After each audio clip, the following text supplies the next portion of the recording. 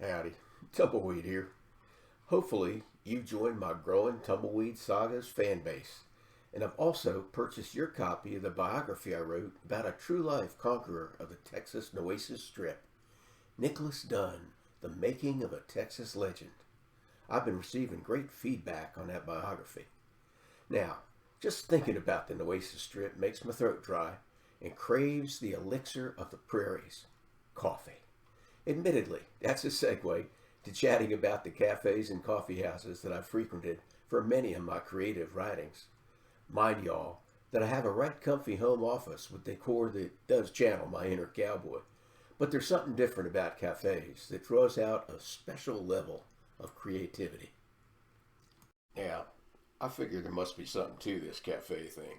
I mean, I've run across pastors who spend on a regular basis writing their Sunday messages while sitting in a cafe. Poets sitting there creating their verse. College professors jotting lecture notes, and more. Is it the coffee, the atmosphere, the elevator music, the often eclectic clientele? Well, probably pretty much all of the above. There's just something soothing in a cup of java to boost the creative juices.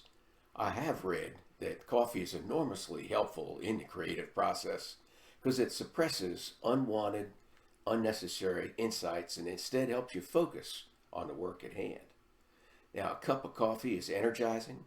It kickstarts overall writing skills and creativity, enabling writers to take a deep dive into the world of words. In the acknowledgments in my books, I give credit actually to the various cafes around the country in which I've sipped a cup of coffee and allowed the brew to just shift my creative juices into overdrive.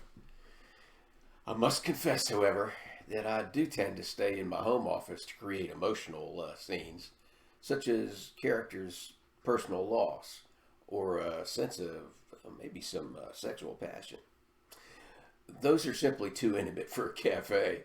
While on a lighter note, I've learned some fascinating Wi-Fi passwords in cafes.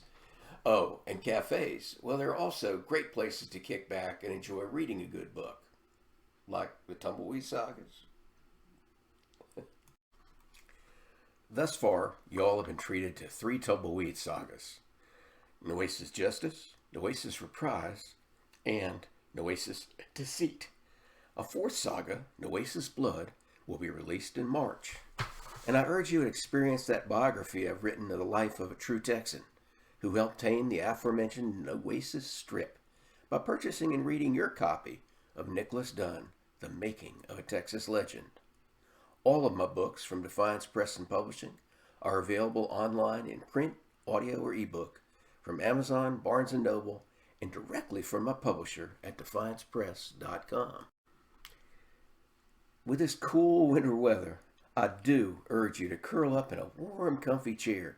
Let your imagination come alive with one of my books. Enjoy a cup of coffee, or maybe even a glass of wine.